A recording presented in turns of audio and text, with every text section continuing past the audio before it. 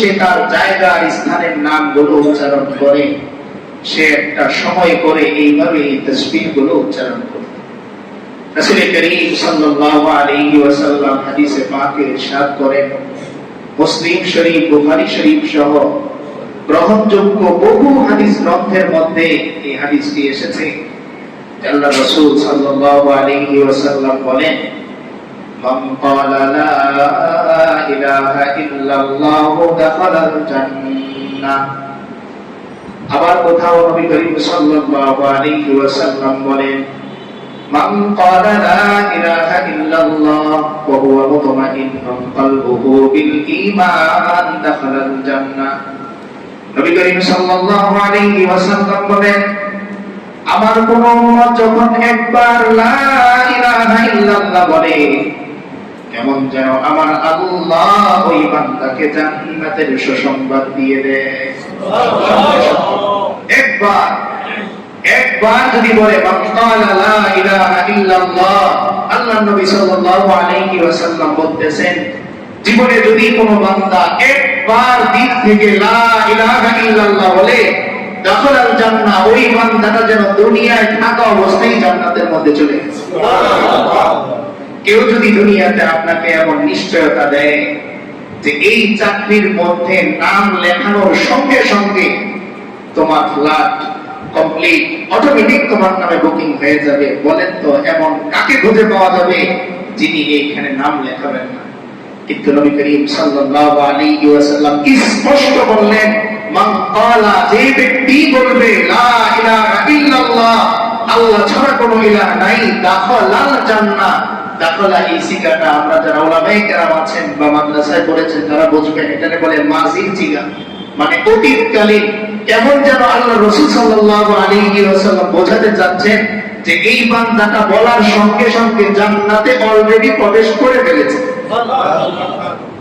এত দাম একবারে। অন্য হাদিসের মধ্যে বলেন, মান ক্বালা লা ইলাহা ইল্লাল্লাহ ওয়া হুয়া মুতমাইন্নুন কলবুহু বিল ঈমান দাখালাল জান্নাহ। আল্লাহ নবী সাল্লাল্লাহু আলাইহি ওয়াসাল্লাম বলেন, আমার কোন উম্মত যদি একবার কালিমা পড়ে লা ইলাহা ইল্লাল্লাহ, আর এই কালিমার প্রতি যদি তার দিল থেকে ঈমান থাকে, আমি রাসূল সাক্ষী দিচ্ছি আমার ওই উম্মত আল্লাহর জান্নাতে অন্তর্ভুক্ত হয়ে গেছে। ছোট্ট একটা কালিমা। এজন্য আমরা প্রায় সময়ই কথাটা বলি, হাসরের ময়দানে একজন কাফের মুশরিক আর কত আফসোস করবে, এর চাইতে কোটি কোটি গুণ বেশি আফসোস করবে একজন মুমিন। ওই মুমিন যেই মুমিন জানতো একবার লা ইলাহা ইল্লাল্লাহ কালিমা বললে জান্নাত নিশ্চিত হয়ে যায়, এরপরেও বছর চলে যায় তার জবান দিয়ে লা ইলাহা ইল্লাল্লাহ কালিমা আসেই না। আমরা তো আজকাল মনে করি লা ইলাহা ইল্লাল্লাহ কালিমা হচ্ছে নির্দিষ্ট একটা জিকির, যা নির্দিষ্ট একটা দল করবে। আমরা মনে করি লা ইলাহা ইল্লাল্লাহ জিকির এটা নির্দিষ্ট একটা সিস্টেমের মাধ্যমে একজন মুসলমান হবে। কিন্তু এটা যে একজন মুসলমানের, একজন মুমিনের জান্নাতে যাওয়ার অগ্রিম বুকিং টিকেট, এই বিশ্বাসটা যদি আমাদের দিলের মধ্যে থাকতো, তাহলে রাস্তার মধ্যে গানের আওয়াজ হতো না, বরং বাড়িতে বাড়িতে লা ইলাহা ইল্লাল্লাহ আওয়াজ দিয়ে বাড়িগুলো আওয়াজ। এজন্য এই কালিমাকে, এই লা ইলাহা ইল্লাল্লাহ কালিমাকে, তাসবিহাত গুলোকে আমরা আঁকড়ে ধরবো।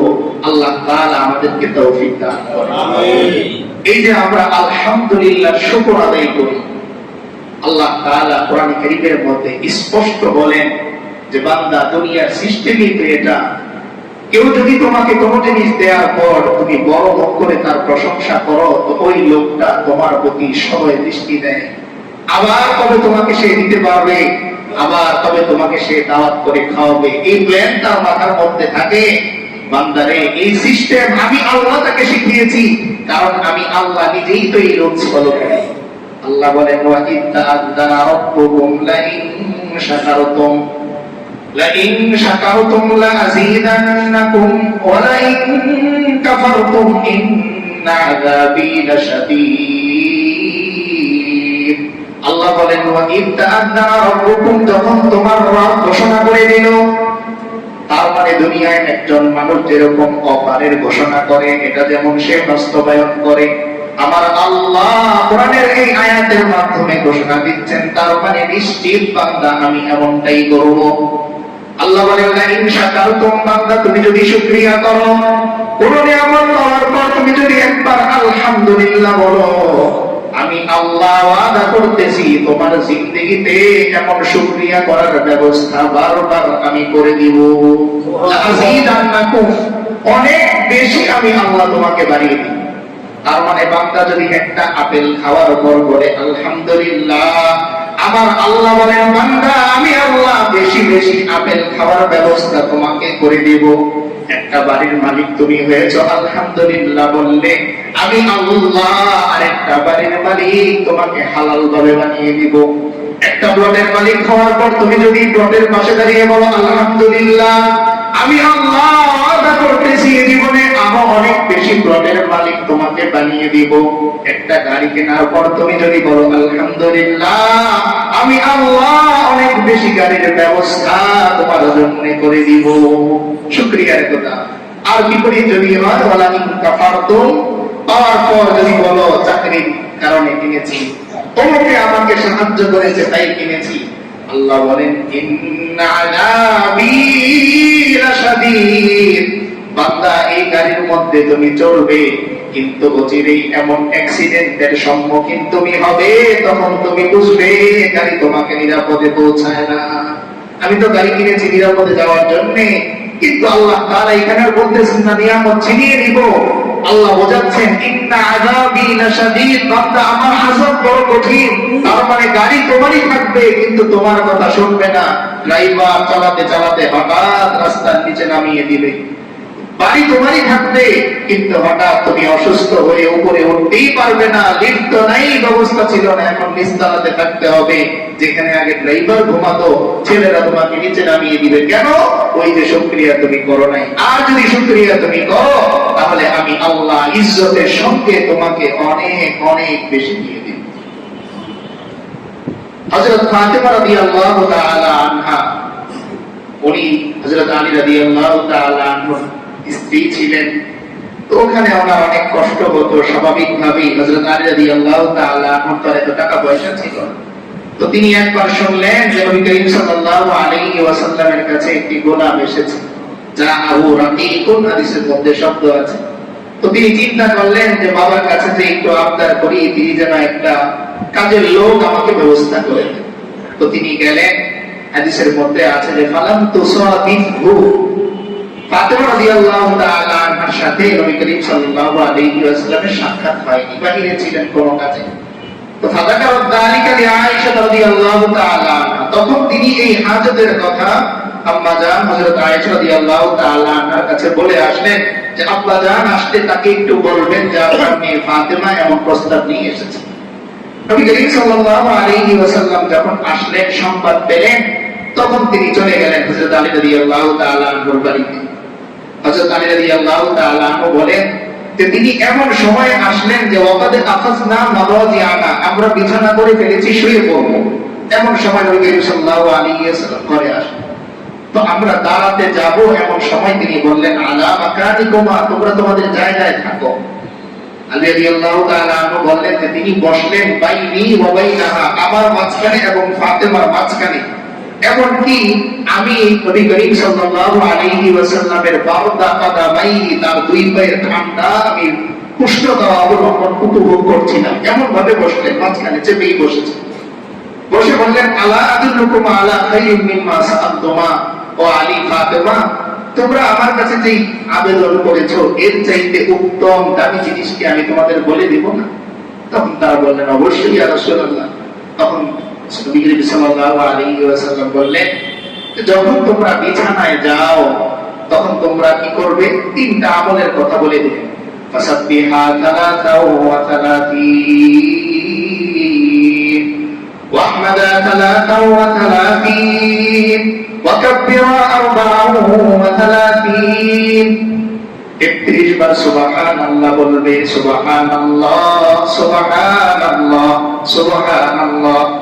৩১ বার আলহামদুলিল্লাহ বলবে, আলহামদুলিল্লাহ আলহামদুলিল্লাহ আলহামদুলিল্লাহ। ৩৪ বার আল্লাহু আকবার আল্লাহু আকবার আল্লাহু আকবার এইভাবে মোট 100 বার পড়বে। ও আয়েশা, ও ফাতেমা, ও আলী, খেয়াল করে শোনো, তোমরা যেই সাহায্যের জন্য একজন লোক চেয়েছো, এই তাসবিহগুলো 100 বার যদি তোমরা মিলিয়ে পড়ো, আমি পয়গম্বর গ্যারান্টি দিচ্ছি এর চাইতে উত্তম সাহায্যকারী আল্লাহ তোমাদের জন্য নিযুক্ত করে দিবে।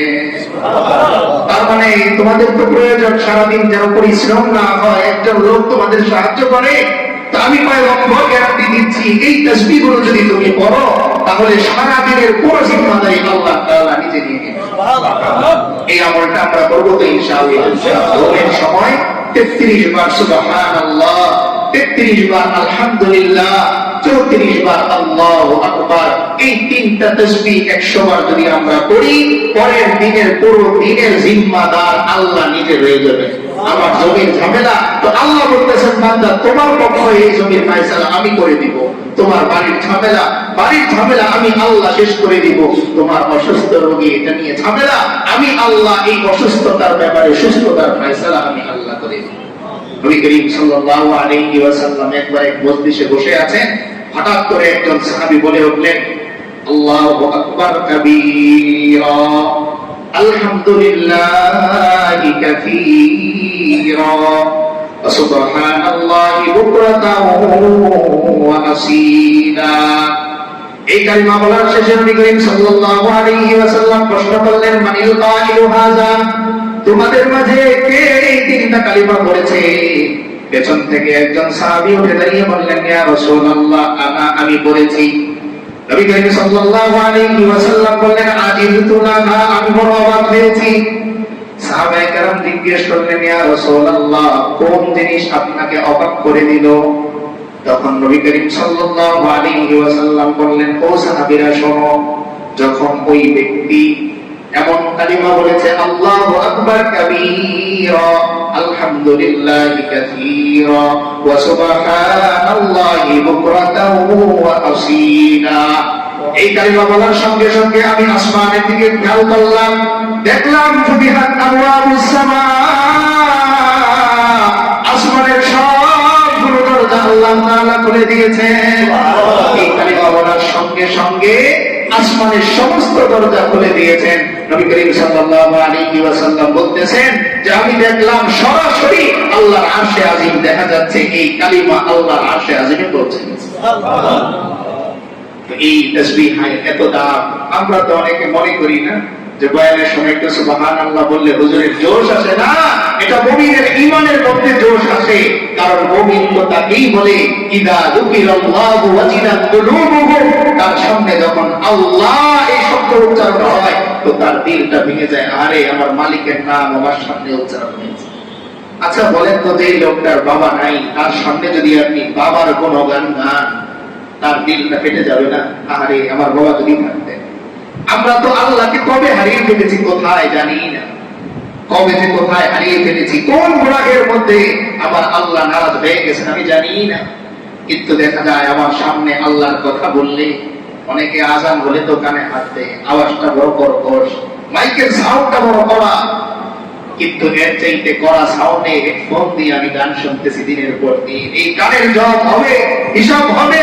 আল্লাহ জিজ্ঞেস করবেন, ও কান তুমি বলো, আমার এই বান্দা নামাজও পড়তো, আবার মাঝে মাঝে তোমারে কানে দিয়ে কি শুনতো, বলো সবার কানে আছে কোরআনের মধ্যে, ওয়াকালু লিজুলুদিহিম লিমা শাহিদতুম আলাইনা, আফসোস করে বান্দা তখন বলবে, ও কান কি হলো তোমার, তুমি আমার বিরুদ্ধে কেন বলো? তারা বলবে, আনতাকাল্লাহুল্লাযী আনতাকা কুল্লা শাই, কান বলবে, ও আমার কোনো দোষ নাই যে আল্লাহ তোমাকে দুনিয়ায় কথা বলতে দিয়েছে, তুমি মিথ্যা বলেছো, সত্যকে গোপন করেছো, অধিকার আল্লাহ তোমার থেকে কেড়ে নেননি।